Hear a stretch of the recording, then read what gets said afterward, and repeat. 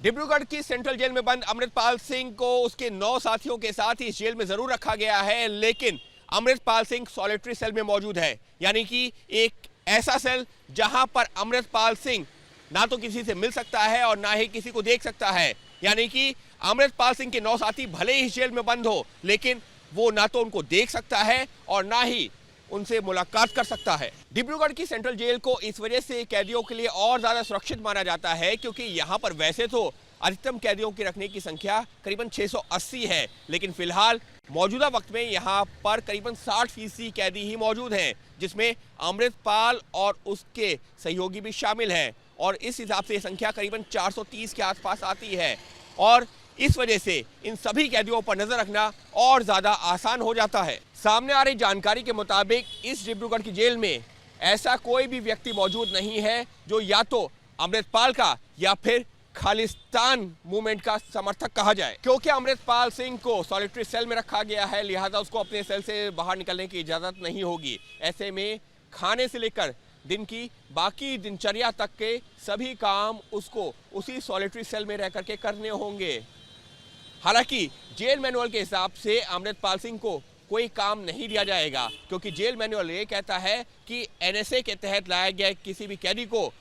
कोई काम नहीं सौंपा जाएगा। डिब्रूगढ़ की सेंट्रल जेल फिलहाल पूरी तरह से सीसीटीवी की निगरानी में है। सामने आ रही जानकारी के मुताबिक इस डिब्रूगढ़ सेंट्रल जेल में करीब 70 सीसीटीवी कैमरे लगाए गए हैं और इसमें से 12 सीसीटीवी तो तब लगाने का फैसला लिया गया जब अमृतपाल और उसके समर्थकों को पंजाब से डिब्रूगढ़ जेल में शिफ्ट करने की बात शुरू हुई।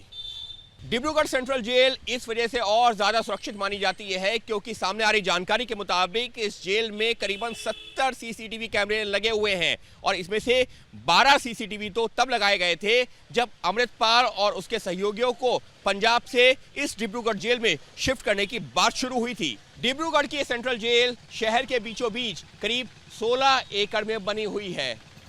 अलगाववादी संगठन United liberation front for Assam यानी उल्फा के कई प्रतिबंधित अलगाववादी नेता भी इस जेल में बंद रह चुके हैं। वैसे तो अमृतपाल सिंह और उसके साथियों को उत्तर भारत की किसी भी सुरक्षित जेल में रखा जा सकता था, लेकिन पूर्वोत्तर भारत की इस डिब्रूगढ़ सेंट्रल जेल में लाने की जो वजह निकल के सामने आई है वो ये है कि उत्तर भारत की कई जेलों में पंजाब से जो गैंगस्टर्स आते हैं या उनके गुर्गे वो बंद हैं और ऐसे में वो अमृतपाल सिंह और उसके साथियों के मददगार के तौर पर सामने आ सकते थे। इसी वजह से इसी बात को ध्यान में रखते हुए अमृतपाल सिंह और उसके साथियों को डिब्रूगढ़ की सेंट्रल जेल में लाया गया है क्योंकि माना यह जा रहा है कि इस जेल में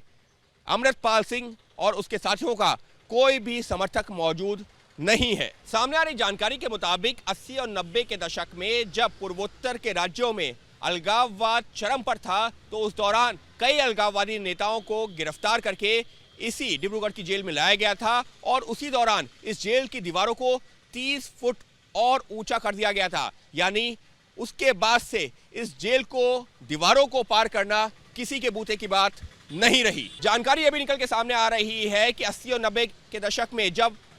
पूर्वोत्तर के राज्यों में अलगाववाद अपने चरम पर था तो उस दौरान कई अलगाववादी नेताओं को गिरफ्तार करके इसी डिब्रूगढ़ की सेंट्रल जेल में लाया गया था और उसी दौरान इस जेल की दीवारों को करीबन 30 फुट तक और ज्यादा ऊंचा कर दिया गया था। यानी कि आज की तारीख में इस जेल की दीवारों को पार करना किसी के बूते की बात नहीं रही। अमृतपाल सिंह और उसके साथियों को नेशनल सिक्योरिटी एक्ट यानी एनएसए के तहत गिरफ्तार कर डिब्रूगढ़ की इस जेल में लाया गया है।